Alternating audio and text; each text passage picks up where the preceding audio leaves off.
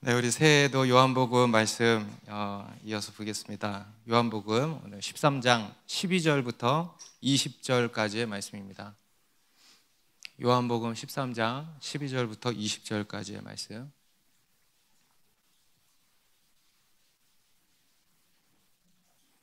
12절부터 저와 한 절씩 읽겠습니다. 그들의 발을 씻으신 후에 옷을 입으시고 다시 앉아 그들에게 이르시되 내가 너희에게 행한 것을 너희가 아느냐?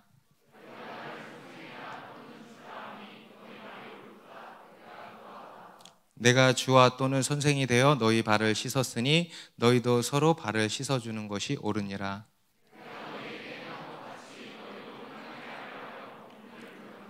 내가 진실로 진실로 너희에게 이르노니 종이 주인보다 크지 못하고 보냄을 받은 자가 보낸 자보다 크지 못하나니 내가 너희 모두를 가리켜 말하는 것이 아니니라. 나는 내가 택한 자들이 누구인지 알미라. 그러나 내 떡을 먹는 자가 내게 발꿈치를 들었다 한 성경을 응하게 하려는 것이니라.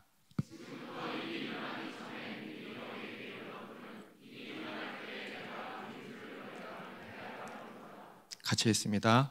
내가 진실로 진실로 너희에게 이르노니 내가 보낸 자를 영접하는 자는 나를 영접하는 것이요 나를 영접하는 자는 나를 보내신 이를 영접하는 것이니라.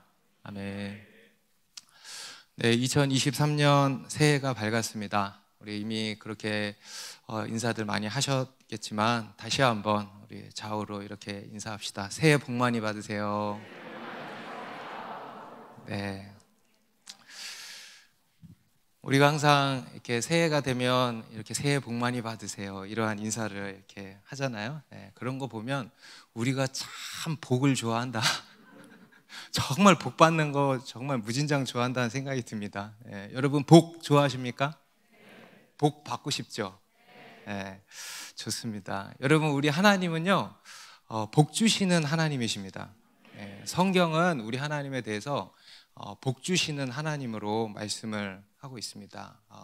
주고 싶어서 안 주고 싶어서 안 달란 분이 아니고 주고 싶어서 안 달란 분으로 말씀을 합니다. 그래서 주다 못해 자기 자신까지 내어주신 분이 우리 하나님이신 겁니다.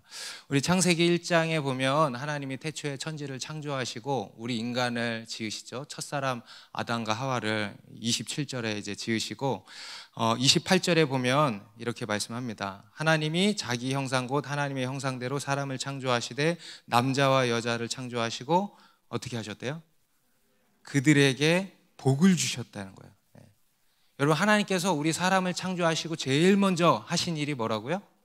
복을 주셨다는 거예요. 그럼 여러분 우리 인간 입장에서 제일 먼저 해야 할 일이 뭐겠습니까? 복을 받아야 돼. 무슨 복? 다른 복이 아니고 오직 복을 주시는 분은 하나님이십니다. 그 복에 하나님의 복을 받아야 하는 것입니다. 우리 민수기 6장 24절에도 보면은요 같이 읽습니다. 시작. 여호와는 내게 복을 주시고 너를 지키시기를 원하며. 여러분 원한다는 거예요. 이것은 여러분 하나님의 마음인 것입니다. 하나님은요 주기 싫은데 억지로 주시는 분이 아니고 여호와는 내게 복을 주시고 너를 지키시기를 원하신다라는 것입니다. 그리고 실제로 여러분 이스라엘 백성들 가운데 하나님께서 복을 주셨어요, 안 주셨어요? 아브라함이라고 하는 사람을 택하셔서 그에게 너는 복이 될지라 하시고 그 자자손손에 엄청난 복을 주시고, 그죠? 큰 민족을 이루게 하시고 약속의 땅 가나안 땅으로 들어가게 하시고, 그리고 다윗 시대, 솔로몬 시대에 가서는 아주 절정에 이렇게 달하지 않습니까? 눈에 보이는 이런 물질적인 복으로 나타나고 있습니다. 그런데 이 하나님의 복은 단순히 이 땅에 속한 그런 물질적인 복만이 아닌 것이죠. 그보다 더 궁극적인 복이 있는 것입니다. 오늘날 우리 신약시대 구원의 복인 것이죠. 아멘. 죄인이 죄사함 받고 하나님의 자녀가 되는 복. 시편 32편 1절에도 허물의 사함을 받고 자신의 죄가 가려진 자는 복이 있다, 이런 말씀이 있습니다. 허물의 사함을 받고 자신의 죄가 가려진 자는 복이 있다. 뭡니까? 죄사함을 받는 복, 얼마나 큰 복입니까? 천국의 복, 이러한 구원의 복입니다. 이것을 우리가 이제 복음이라고 하는 것이죠. 복이신 하나님 안으로 그냥 들어가 버리는 거예요. 이거보다 더 큰 복이 어디 있겠습니까? 그죠? 이러한 복을 하나님이 우리에게 예수 그리스도를 통하여서 주셨다 이겁니다. 여러분, 이러한 복을 다 받으셨습니까? 혹시 내가 이 복이 있던가? 안 받은 것 같은데 하시는 분들은 오늘 다 받으시기 바랍니다. 오늘 본문에도 보면은요, 예수님께서 제자들에게 진정한 복이란 무엇인가, 진정한 복이 어떤 것인가에 대해서 말씀을 하고 있습니다. 복의 원리에 대해서 가르치셨다고도 할 수 있겠는데요, 마치 예수님께서 우리 이제 새해를 맞았잖아요. 새해를 맞이하는 우리 가운데 이 복으로 축복해 주시는 것 같다라는 생각이 들었습니다. 너희에게 올 한 해 이러한 복이 있기를 내가 축복한다 하시는 것 같았습니다. 뭔지는 모르겠지만 받고 싶죠. 그 복이 대충 예상은 되지만 그래도 받고 싶죠. 아멘. 그래서 오늘 이 말씀을 잘 듣고 올 한 해 하나님의 축복을 받으시기 바랍니다. 우리 앞에서 예수님께서는 이제 체포되시던 날이었죠. 그때 제자들과 함께 유월절 음식을 먹기 위해서 마가의 다락방에 이제 모이셨습니다. 그리고 이제 저녁 먹는 중에 예수님께서 일어나셔서 겉옷을 벗으시고 수건을 두르시고 마치 종처럼 제자들의 발을 하나씩 씻겨주셨습니다. 그 당시 가장 비천한 종들이 하는 일이었다 그랬어요. 그 일을 예수님께서 친히 하신 것이었습니다. 이에는 두 가지 의미가 담겨 있다 그랬습니다. 먼저는 신학적인 의미가 담겨 있다 그랬죠. 그래서 예수님께서 발을 씻겨주셨다는 것은 뭐냐면 십자가에 달려 피 흘려 죽으심으로 말미암아 우리의 모든 죄를 씻어주신다라고 하는 아주 중요한 의미가 이제 담겨 있는 것이고, 그리고 두 번째로 교훈적인 의미도 이제 담겨 있는 것입니다. 곧 제자들에게 무언가를 가르치고자 하셨다라는 겁니다. 제자들로 하여금 그렇게 살라고, 그렇게 하라고 가르치시기 위함이었다라는 겁니다. 바로 이 겸손과 섬김, 한번 따라해 보실까요? 겸손과 섬김. 이 겸손과 섬김을 가르치고자 하셨다라는 겁니다. 우리 12절부터 보시면, 우리 12절 다시 한번 같이 읽습니다. 시작. 그들의 발을 씻기신 후에 옷을 입으시고 다시 앉아 그들에게 이르시되 내가 너희에게 행한 것을 너희가 아느냐. 예수님께서 제자들의 발을 하나하나 다 씻기시고 나서 이제 다시 자리에 앉으셔서 제자들에게 이렇게 물으신 겁니다. 내가 너희에게 행한 것을 너희가 알겠느냐? 내가 지금 뭐 했는지 너희 알겠니? 이렇게 물으신 거예요. 여러분, 우리는요, 하나님께서 우리 가운데 행하시는 것을 보기만 하고 끝나면 안 됩니다. 하나님께서 우리 가운데 행하시는 것을 받기만 하고 끝나면 안 되는 것입니다. 우리는 하나님께서 그 행하신 일을요, 알아야 됩니다. 그 일이 무엇인지, 그 일에 어떤 의미가 있는 것인지, 그에 담긴 하나님의 뜻이 무엇인지, 이런 것을 깨달아야 된다는 것입니다. 그런데 우리가 많은 경우 어떠냐 하면은 그냥 하나님께서 하시는 일을 보고 끝나버려요. 받고 끝나버리는 겁니다. 아싸 하고 끝나버리는 겁니다.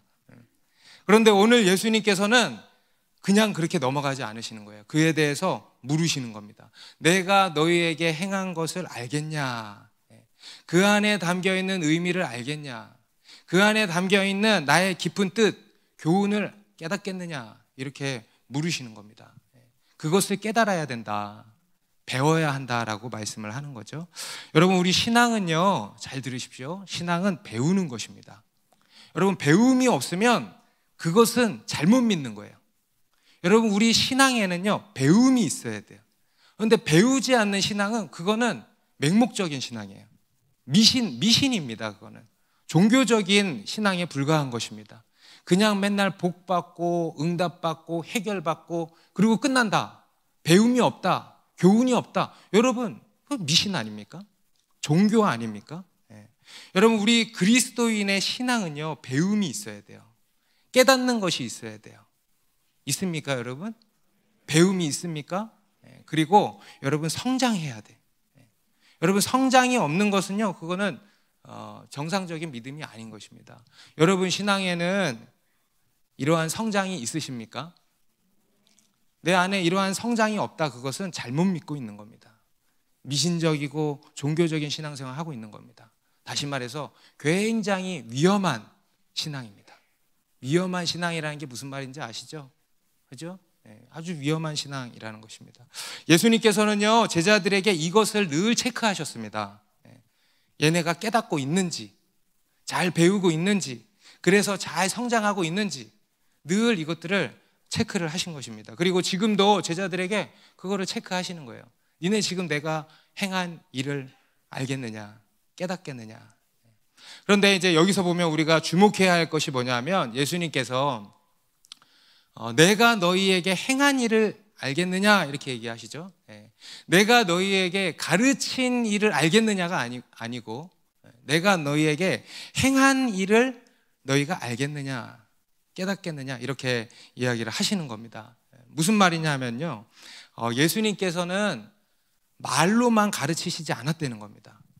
예수님께서는요, 삶으로, 몸소 보이심으로 제자들을 가르치신 것입니다. 우리 13절부터 15절까지에도 보면, 너희가 나를 선생이라 또는 주라 하니 너희 말이 옳도다. 내가 그러하다. 내가 주와 또는 선생이 되어 너희 발을 씻었으니 너희도 서로 발을 씻어주는 것이 옳으니라. 내가 너희에게 행한 것 같이 너희도 행하게 하려 하여 본을 보였노라. 그래, 너희가 생각하는 것처럼 나는 너희의 주이고 선생이다. 맞다. 그래서 너희에게 본을 보였노라 이렇게 말씀하시는 겁니다. 여러분, 참 선생은 어떤 사람이냐? 가르치는 사람이 아니고 본을 보이는 사람이라는 것입니다. 그저 그냥 말로만 가르치는 것이 아니고요, 서로 섬겨라, 겸손해라, 서로 사랑해라, 용서해라, 이렇게 말로만 가르치는 것이 아니고 실제로 본을 보이는 겁니다. 여러분, 오늘 본문은요, 예수님이 제자들을 가르치시는 장면입니다. 그런데 보면 가르친다라는 단어는 하나도 없어요. 온통 본을 보인다는 말만 있는 거예요. 여러분, 예수님께서는 제자들을 가르치시지 않았습니다. 보이셨습니다. 본을 보이셨습니다. 여러분, 우리가 가르친다는 것은 본을 보인다라는 거예요. 그래서 여러분, 가르친다고 하지 말고 보인다고 합시다. 가르친다가 아니라 본을 보인다. 내가 너를 가르쳐 줄게가 아니고 이제는 내가 보여줄게. 봐봐, 내가 보여줄게. 우리 목자님들, 내가 보여줄게. 아멘? 여러분, 한번 생각을 해보세요. 겸손을 어떻게 말로 가르치죠? 한번 말로 가르쳐 보세요. 섬김을 어떻게 말로 가르치죠? 사랑을 어떻게 말로 가르칩니까? 불가능한 거예요. 여러분, 이것은 말로 가르칠 수 있는 게 아니고요, 실제로 본을 보여줘야 하는 것입니다. 예수님께서는 그것을 실제로 지금 보여주심으로 이들을 가르치셨다라는 것입니다. 우리나라에 한 유명한 이 카피라이터, 광고 그 문구 만들어낸 사람은 카피라이터라 그러잖아요. 한 유명한 카피라이터가 이런 이야기를 했다 그럽니다. 기억하는 가장 좋은 방법은 감동받는 것이다. 그럼 우리가 무언가를 기억할 때요, 그 무언가를 아주 논리적으로 잘 이해하고 머리에 달달달달달 외워서 기억하는 것이 아니고 감동을 받는 거예요. 그게 기억하는 가장 좋은 방법이라는 겁니다. 다시 말해서 머리로 기억하는 게 아니고 마음으로 기억하는 것이죠. 이것은 여러분, 이렇게도 생각할 수가 있는 겁니다. 가장 좋은 교육 방법은 감동을 주는 것이다. 가장 좋은 교육 방법은 지식을 주입하는 게 아니고 마음에 감동을 주는 것이다. 이렇게 이야기할 수도 있겠습니다. 그런 측면에서 여러분, 우리 예수님께서는요, 최고의 선생이 되신다라는 거예요. 왜냐? 감동을 주는 선생이시기 때문에. 여러분, 지금 예수님께서 하신 일들이요, 제자들에게 얼마나 큰 감동이 되었겠습니까? 이 일뿐만이 아니죠. 그동안 예수님과 함께 살아오면서 예수님의 모습을 보면서 이들이 얼마나 많은 감동을 받았겠습니까? 예수님의 삶, 예수님의 여러 사역, 이러한 모습들을 보고 제자들이 얼마나 감동을 받았겠어요? 그리고 나도 저렇게 살아야지 라고 하는 다짐이 많이 있지 않았겠습니까? 여러분, 훌륭한 교사는 제자들에게 감동을 주는 교사입니다. 그럼 훌륭한 리더는요, 그 공동체의 일원들에게 감동을 주는 리더인 것입니다. 저는 우리가 다 이 세상에 나아가서 주님의 빛을 발하는 영적인 리더로 부름을 받지 않았습니까? 저는 그러한 영적인 리더들로서 이렇게 사람들에게 감동을 주는 리더가 되면 좋겠다. 우리 모두가 그렇게 되었으면 좋겠다는 생각이 듭니다. 얼마나 이 큰 영향력이겠습니까? 그죠? 얼마나 그 영향력이 강력하겠습니까? 예전에 저희 교회 한 형제님이 간증해서 이런 이야기를 한 적이 있습니다. 우리 크리스마스 간증 영상에도 이제 편집되어서 나왔었는데, 자기가 회사에서 다 같이 어떤 프로젝트를 하는데 여러 사람이 이제 했던 것 같아요. 근데 거기에 확연히 자기가 한 게 제일로 부족했대요. 티가 나게. 그런데 이제 그 위에 팀장님이죠. 팀장님이 그에 대해서 뭐라 할 줄 알았는데 뭐라 하지를 않고 티 안 나지 않게, 그가 부끄럽지 않게 해주시면서 아주 부드럽게 가르쳐 주시고 교정을 해주셨다는 거예요. 그래서 이 형제님이 어느 날 그 팀장님한테 따로 물었대요. 팀장님, 그때 왜 저 혼내지 않으셨습니까? 이렇게 물으니까 그분이 그런 얘기를 하더래요. 나는 하나님을 믿는 사람인데 하나님이 사람을 그렇게 대하신다라는 겁니다. 그때 그 형제님이요, 자기가 지금까지 살아오면서 가장 큰 충격을 받은 순간이었대요. 그 이야기가. 그리고 지금 이 자리에 나와서 예배를 드리고 있는 거 아닙니까? 여러분, 우리가 듣기만 해도 되게 감동적이죠. 여러분, 그 형제님이 얼마나 큰 감동을 받았겠습니까? 감동을 넘어 충격을 받았다 그러잖아요. 그죠? 충격적인 감동을 받은 거예요. 그리고 그 안에 그 감동으로 인해서 기억이 확 됐겠죠. 그리고 나도 저렇게 살아야 되겠다 하지 않았겠습니까? 여러분, 엄청난 영향력인 거예요. 여러분, 그분이 바로 작은 예수 아니겠습니까? 여러분, 이런 사람들이 되고 싶죠? 이런 사람들이 됐으면 좋겠다는 거예요. 감동을 주는 사람. 자녀에게 잔소리만 하는 부모가 아니고 감동을 주는 부모. 감동을 주는 거예요. 그래서 그 마음으로 기억하게 만드는 거예요. 세런들에게 감동을 주는 목자. 여러분, 이런 사람들이요, 잘 자라서 그와 같은 목자들이 다 되더라고요. 아이들에게 감동을 주는 교사, 세상에 감동을 주는 리더. 여러분, 이러한 리더들이 됩시다. 그러면 우리는 어떻게 이런 감동을 주는 리더가 될 수 있는가? 오늘 예수님께서 어떻게 이 제자들을 감동케 하셨습니까? 우리 14절 다시 보시면, 내가 같이 읽습니다. 시작. 내가 주와 또는 선생이 되어 너희 발을 씻었으니 너희도 서로 발을 씻어주는 것이 옳으니라. 내가 주와 또는 선생이 되어 너희 발을 씻었으니 너희도 서로 발을 씻어주는 것이 옳으니라. 바로 겸손과 섬김입니다. 여러분, 예수님께서 제자들에게 보이신 것은요, 바로 겸손과 섬김. 우리 그리스도인에게 아주 중요한 삶의 원리입니다. 겸손과 섬김. 예수님께서는 자신에 대해서 이렇게 소개하신 바 있습니다. 마태복음 11장 29절에 나는 마음이 온유하고 겸손하니. 예수님의 핵심 성품 두 가지로 소개를 하신 겁니다. 나는 마음이 온유하고 겸손하니. 여러분, 예수님이 겸손하시다는 거예요. 여러분, 겸손이 뭡니까? 겸손. 저는 못해요. 저는 안 돼요. 저는 부족해요. 제가 한 건 아무것도 없어요. 막 이렇게 얘기하는 게 겸손입니까? 아니죠. 겸손이란 뭐냐면 자기의 본분을 잘 아는 게 겸손이에요. 자기 위치, 자기가 어떤 존재인지를 잘 아는 거, 잘 아는 게 겸손입니다. 우리 16절 17절에 보면 내가 진실로 너희에게 이르노니 종이 주인보다 크지 못하고 보냄을 받은 자가 보낸 자보다 크지 못하나니 너희가 이것을 알고 행하면 복이 있으리라. 종이 주인보다 크지 못하고 보냄을 받은 자가 보낸 자보다 크지 못하다. 이게 무슨 말인가? 여러분, 여기서 종은 누굽니까? 우리가 종이죠. 그리고 또 예수님도 이 땅에 종의 형체로 오셨거든요. 예수님 자신을 이야기하신 것이기도 합니다. 보냄을 받은 자도 누구예요? 예수님이시죠. 또 오늘날 우리이기도 한 것입니다. 그래서 이게 여러분 우리의 본분이고 이것을 잘 기억하는 것, 여러분 이것을 잘 명심하는 것입니다. 이것이 바로 겸손이라는 겁니다. 우리는 종이고 또 보냄을 받은 자라는 것을 기억하는 것, 나의 본분을 잘 아는 거, 기억하는 거, 이게 겸손입니다. 그러면 반대로 교만은 뭘까요? 겸손이 이것을 잘 기억하는 것이라면 교만은 까먹는 거. 망각하는 거예요. 망각하는 거. 자기가 종인 것을 망각하는 거예요. 자기가 보냄을 받은 자라는 것을 망각하는 거예요. 자기가 하나님의 피조물이라는 것을 망각하는 거예요. 선악과 사건이 그거죠. 이 모든 것이 하나님의 은혜라는 것을 망각하는 거예요. 그 기억이 점점점 희미해져 가고 있습니까? 여러분, 그게 바로 교만해져 가고 있는 것입니다. 그게 내가 했다라고 하는 게 망각하는 거죠. 착각하는 거죠.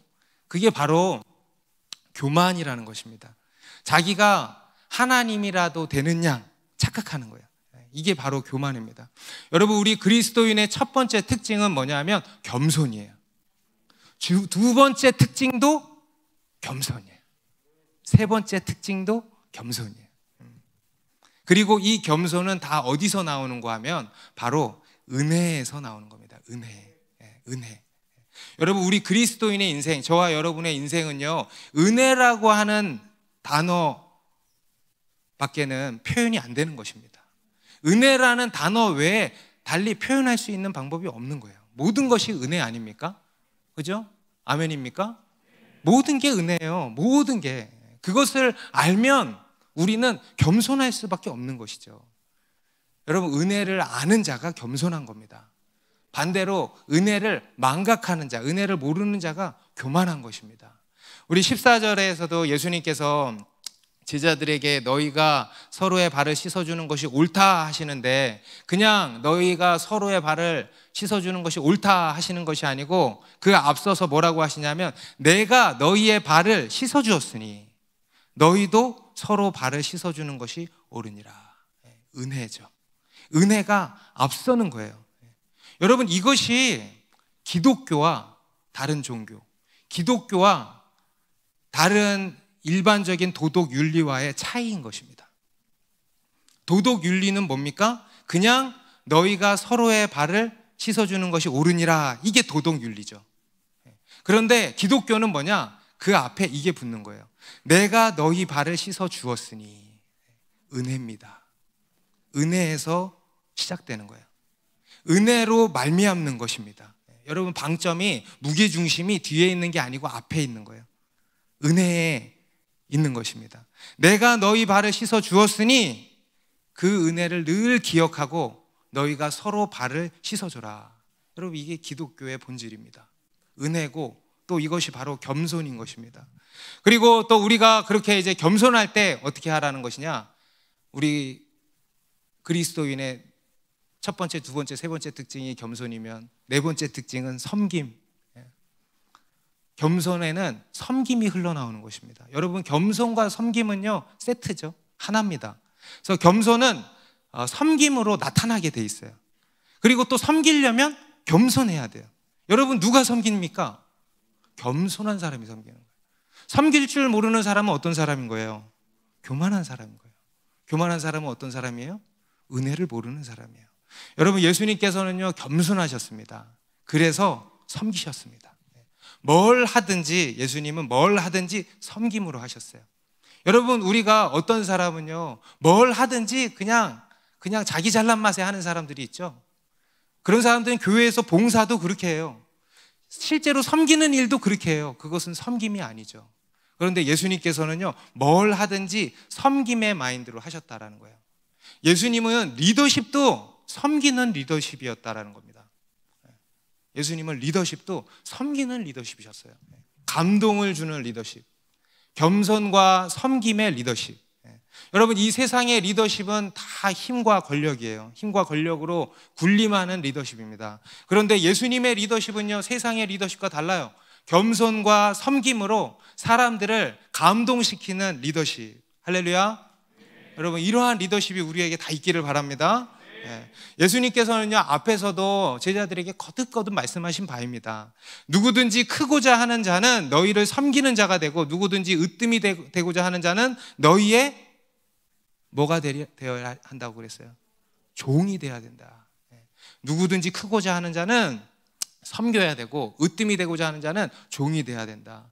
여러분, 사실 오늘 이 요한복음의 본문에는 나오지 않습니다만, 이 똑같은 이 누가복음에도 기록이 되어 있는데, 거기에는 어떤 장면이 나오냐면 제자들이 싸우는 장면이 나와. 지금 예수님이 체포되시는 날인데도 싸워. 누가 크냐, 네가 크냐, 내가 크냐. 자리에 앉는 것 때문에 막 싸웠을 것 같아. 야 나와 막 이러면서. 예. 그런데 그런 가운데서 예수님께서 제자들의 발을 씻기시고 겸손과 섬김을 보이신 것입니다. 여러분, 감동을 주는 리더가 되기를 원하십니까? 예. 그러면 겸손과 섬김을 배우시기 바랍니다. 여러분, 우리의 신앙은 배우는 것이라 그랬잖아요. 뭘 배우겠습니까? 겸손과 섬김을 배우는 거예요. 나는 마음이 온유하고 겸손하니 내게 와서 배우라 그랬잖아요. 그죠? 온유와 겸손과 섬김을 배우시기 바랍니다. 여러분, 우리가 왜 겸손하고 섬겨야 되는가? 예수님이 우리의 발을 씻겨주셨습니다. 십자가에 달려 피 흘려 죽으시기까지 우리를 섬겨주셨습니다. 한량없는 그 은혜인 것이죠. 그 은혜를 기억해야 하는 것입니다. 그럴 때 여러분, 우리가 겸손할 수 있는 것이고요, 섬길 수 있는 것이고요, 그럴 때 이 세상에 감동을 줄 수가 있는 것입니다. 그런데 이제 여기서 우리가 한 가지 기억해야 할 것이 있는데, 여기서 예수님이 서로 섬기라 이제 하시는 건데, 그거는 뭐냐면 그냥 우리가 뭐 흔히 얘기하는 그냥 뭐 또 필요를 채워주고 어떻게 해주고 도와주고 내가 앞장서서 더 뭘 해주고 이런 섬김도 있겠지만은 사실 그런 섬김이 아닙니다. 인간적인 섬김이 아닙니다. 뭐라고 하시냐면 서로의 발을 씻어주라 그러잖아요. 서로의 발을 씻어주는 것이 옳으니라. 서로 죄를 용서해주고 서로의 죄를 씻어주라는 것입니다.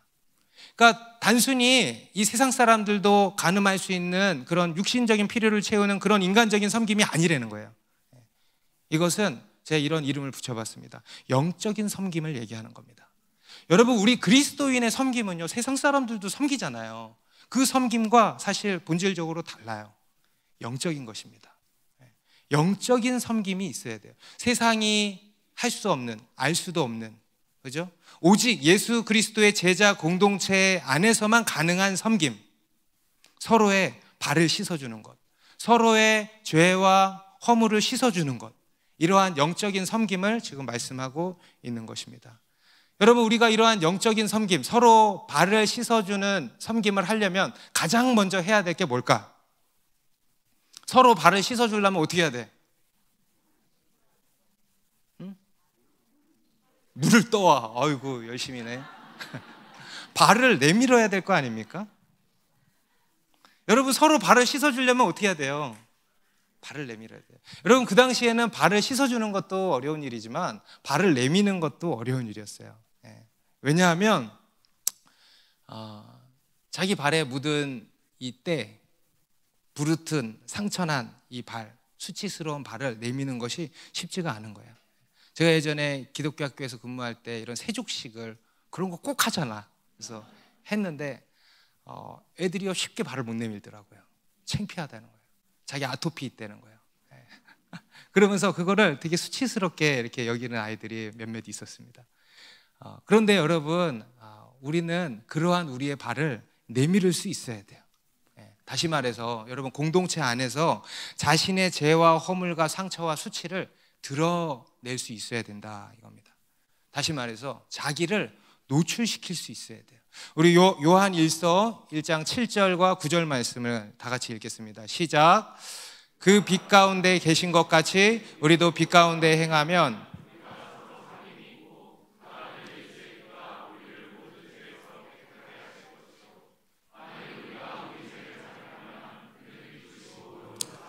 우리 죄를 사하시며 우리를 모든 불의에서 깨끗하게 하실 것이요. 우리 그리스도인의 삶은 빛 가운데 행하는 삶이라 그랬죠. 그죠? 예수님의 빛이 우리 가운데 비춰지고 그 빛 가운데 살아가는 것이다. 그런데 여러분, 너무 막연한 이야기잖아요. 그에 대해서 이게 구체적으로 뭔지 말씀하고 있는 겁니다. 바로 서로의 죄와 허물을 자백하라, 노출시키라, 고백하라, 드러내라, 그냥 보여라 라는 것입니다. 노출시키라는 거예요. 여러분, 그런 측면에서 이 교회 공동체는요, 이 목욕탕과 같은 곳입니다. 목욕탕. 교회의 또 하나의 비유예요. 교회는 목욕탕, 영적인 목욕탕입니다. 여러분, 목욕탕 들어갈 때 어떻게 해야 돼요? 홀딱 벗어야죠. 그죠? 그런데 여러분, 목욕탕에 들어가는데 막 명품으로 칭칭 감고 선글라스 끼고 밍크코트 입고 명품 구두 신고 들어가면은 그런 사람들은 어떻게 해줘야 돼? 돌봐줘야지. 어이구, 돌봐줘야지 그런 사람들, 그죠? 그런데 여러분, 교회가 바로 그런 거예요. 교회는 영적인 목욕탕입니다. 그래서 교회에 올 때는 홀딱 벗어야 돼. 자기를 노출시키는 거예요.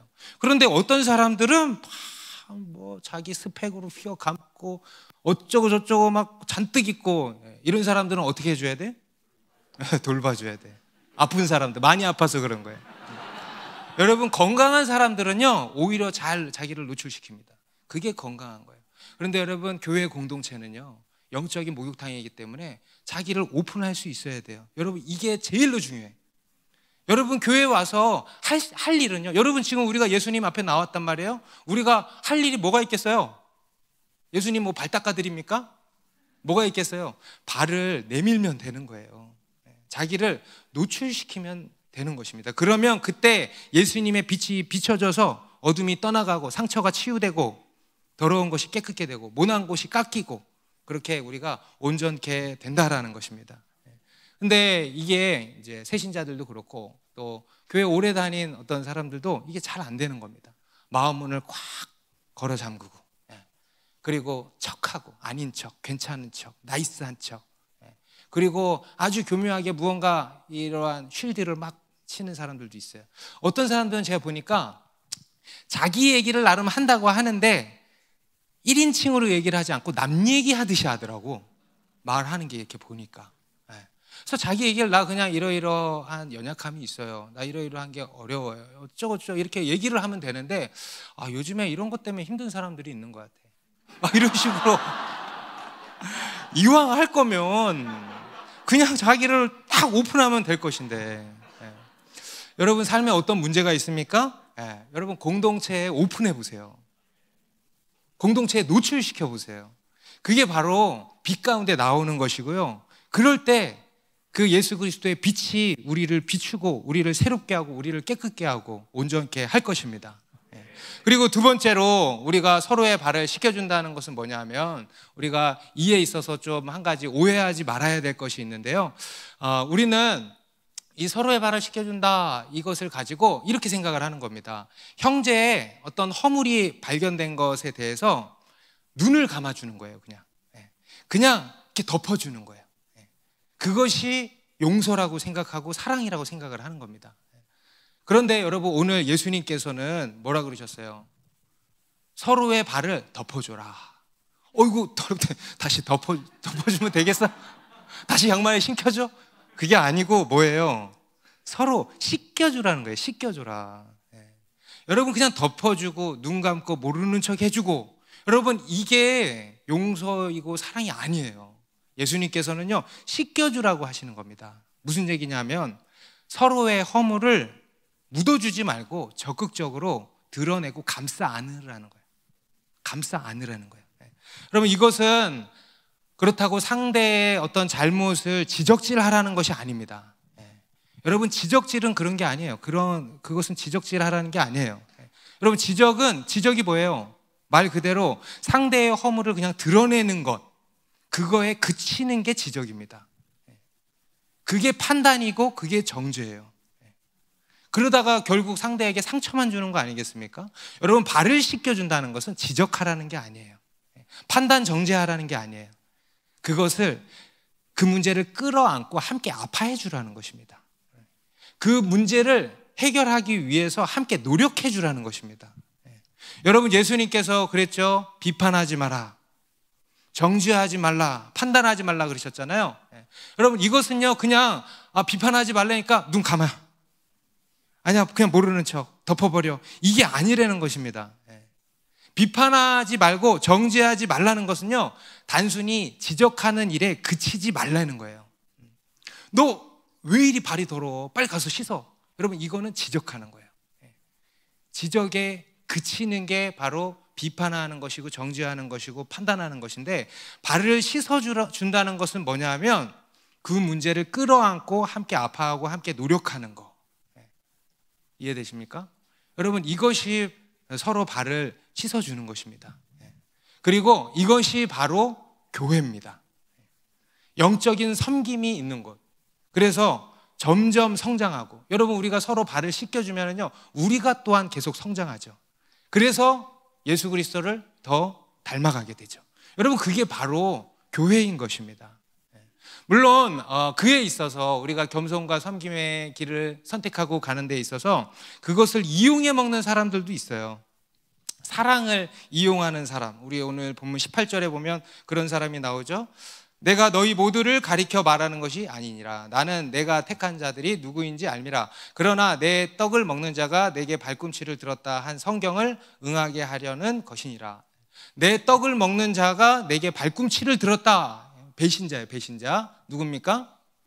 가룟 유다. 가룟 유다를 얘기하시는 거죠. 바로 사랑을 이용하는 사람이에요. 겸손과 섬김을 이용하는 사람이에요. 여러분 이런 사람이 되면 될까 안 될까? 여러분 우리가 사랑으로 죄지을 기회를 삼지 말고 서로 사랑으로 종로릇 하라 그랬어요. 사랑을 이용하면 안 된다는 거예요. 그런데 그럼에도 불구하고 이런 사람이 있다 없다? 있다는 거예요. 여러분 우리가 겸손과 섬김으로 나아갈 때 이런 걱정을 합니다. 사람들이 날 얕잡아 보면 어떡하지? 사람들이 나를 밟으면 어떡하지? 나를 우습게 보면 어떡하지? 이용해 먹으면 어떡하지? 배신당하면 어떡하지? 그런데 그에 대해서 뭐라고 하시냐? 그래, 그럴 수 있다. 그런 사람들이 있다. 그런 일들이 생긴다. 하지만 그에 대해서 19절, 20절에 이렇게 말씀하는 겁니다. 지금부터 일이 일어나기 전에 미리 너희에게 일러둠은 일이 일어날 때 내가 그인 줄 너희가 믿게 하려 함이로다. 내가 진실로 진실로 너희에게 이르노니 내가 보낸 자를 영접하는 자는 나를 영접하는 것이요 나를 영접하는 자는 나를 보내신 이를 영접하는 것이니라. 이런 일이 일어난다 이거예요. 미리 이야기를 하시는 겁니다. 그리고 그렇게 미리 이야기를 하시는 이유가 뭐래요? 그들로 하여금 실족치 말라는 거예요. 이런 일이 일어날 건데 그런 일을 너희가 봐도 실족하지 마라. 의심하지 마라. 내가 가는 길을 의심하지 마라. 그리고 너희도 포기하지 말고 내 길을 따라와라. 우리 지난 시간에도 그랬죠? 우리 사랑은 시험을 이기는 것이다 그랬어요. 그죠? 여러분 우리가 사랑하면 어떤 일이 찾아와요? 실망하는 일이 찾아와. 아플 일이 찾아와. 시험이 찾아오는 겁니다. 그런데 그 시험을 이기는 거예요. 그래서 사랑은 시험을 이기는 것입니다. 상처받을 수 있어요. 그런데 그럼에도 불구하고 우리가 겸손과 섬김의 길을 가는 겁니다. 여러분 이게 사랑이고 여러분 이게 예수님이 가신 그 길인 것입니다. 오늘 예수님께서는요 제자들에게 아주 중요한 삶의 원리를 말씀하고 있습니다. 바로 겸손과 섬김의 원리입니다. 여러분 이것이 겸손과 섬김, 이것이 사랑의 시작입니다. 그리고 또 이것이 바로 복의 원리라고도 말씀을 합니다. 아까 초두에 제가 말씀드린 예수님께서 오늘 본문을 통해서 말씀하시는 축복이 바로 이겁니다. 겸손과 섬김의 복. 우리 17절 보시면 너희가 이것을 알고 행하면 뭐가 있대요? 오늘 본문의 맨 중앙에 놓여있는 핵심 구절입니다. 너희가 이것을, 이 원리를 알고 행하면 복이 있으리라. 여러분 어떤 복일까? 여러분 하나님께 복을 구한다면 어떤 복을 구하시겠습니까? 저는요 주님을 만나는 복을 구하겠습니다. 아멘입니까? 올 한 해 주님을 만나는 복을 주십시오. 하나님의 은혜가 임하는 복을 주십시오. 이게 여러분 최고의 복 아닙니까? 그런데 이 복이 있을 거라는 거예요. 여러분 하나님을 올 한 해도 만나기를 원하시죠? 하나님의 은혜가 부어지기를 원하시죠? 그러면 제가 한 가지 팁을 알려드릴게요. 하나님이 은혜를 부으시는 자리가 있어요. 그 자리로 들어가셔야 돼.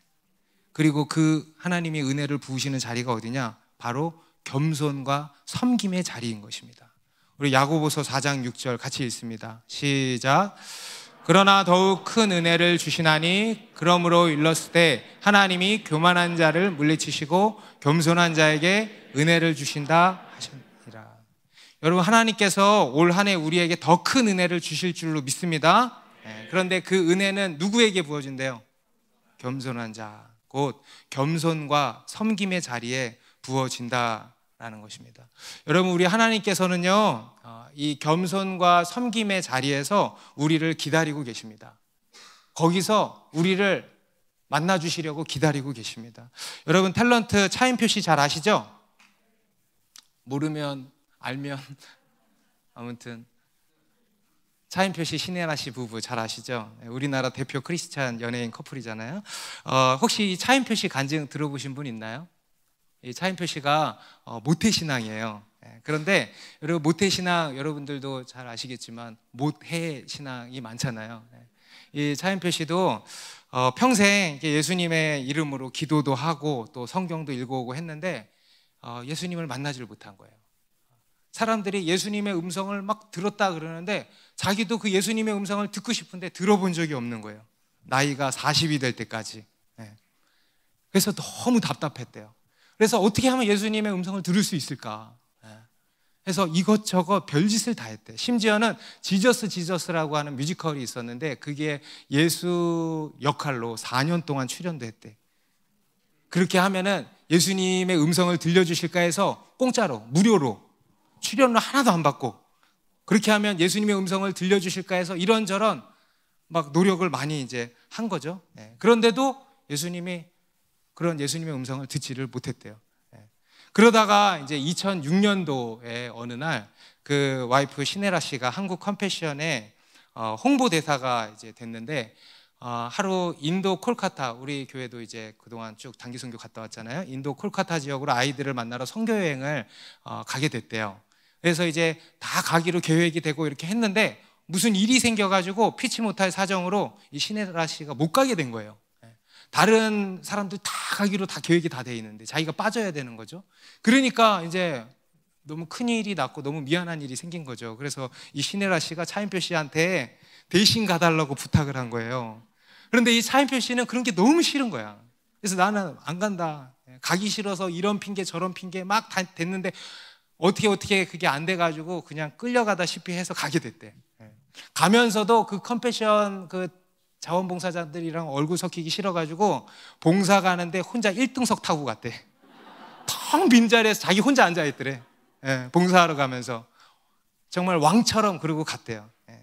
그런 아주 강팍한 마음을 가지고 인도에 갔다 그럽니다. 그리고 버스를 타고 한 서너 시간을 달려서 저 시골교회 이제 컴패션 프로젝트에 도착을 이제 했는데 가는 도중에 그 인소라는 목사님이요 이런 이야기를 해주셨대요. 인표 씨가 지금부터 만날 아이들은 이 세상에서 제일 가난하고 제일 보잘것없는 아이들입니다. 이 아이들 만나면 다른 거 필요 없고 꼭 안아주세요. 꼭 한번 안아주세요. 그리고 이렇게 이야기해 주세요. 너희들은 귀한 존재다. 사랑받기 위해서 태어난 자다. 내가 너희들을 사랑한다. 이렇게 한마디만 해주세요 그랬대요. 그래서 뭐 어려운 일 아니니까 알겠다 그랬대요. 그리고는 이제 딱 베이스 캠프에 도착을 했는데 교회 앞에 수백 명의 아이들이 막 나와서 그 팀을 반기려고 서 있더래요. 정말 다 꼬질꼬질 다 구겨지고 구멍난 그런 더러워진 옷을 입고 서 있는데 줄 앞에 한 5살, 6살 정도 돼 보이는 남자아이가 차인표 씨에게 딱 오더니 손을 딱 내밀더래요. 그래서 이 차인표 씨가 그 손을 딱 맞잡았대요. 그 순간에 예수님의 음성이 들려온 거예요. 인표야, 잘 왔다. 내가 너를 여기서 기다리고 있었어. 이 아이 옆에서 너를 기다리고 있었단다. 내가 너를 사랑한다. 너는 나의 사랑을 받기 위해서 이 세상에 태어났단다. 차인표 씨가 그 아이들에게 만나면 해주려고 했던 말을 그 아이를 통해서 예수님께서 그대로 해주신 거예요. 그날 이 차인표 씨가 예수님의 음성을 듣고 그날부터 삶이 뒤집어진 거예요. 그 인생이 달라진 것입니다. 여러분, 우리 하나님께서는요 우리를 이 겸손과 섬김의 자리에서 기다리고 계십니다. 얼마나 복된 자리입니까? 거기서 우리를 만나주시기 위해서 기다리고 계신다는 겁니다. 여러분, 우리가 올 한 해도요 여전히 어디로 가야 할지를 매일 고민할 것입니다. 그런데 여러분, 올 한 해도 우리가 가야 할 자리는 주님이 먼저 가서 기다리고 계시는 그곳이 아니겠습니까? 바로 겸손과 섬김의 자리입니다. 복된 자리. 그 복된 자리에서 하나님이 우리를 기다리고 계신다는 거예요. 그 자리에서 우리를 만나주시기 위해서, 그 자리에서 우리에게 더욱 넘치는 은혜를 부어주시기 위해서, 그 자리에서 우리에게 주님의 음성을 들려주시기 위해서 기다리신다는 거예요. 여러분, 그 자리로 나아가시기 바랍니다. 그리고 그 자리에서 여러분, 우리가 또한 성장하게 될 것입니다. 이 겸손과 섬김의 복으로 하나님이 올 한 해 우리를 축복해 주십니다. 우리 더 사랑하는 교회 2023년 가운데 이 복이 넘치기를 바랍니다. 기도하겠습니다.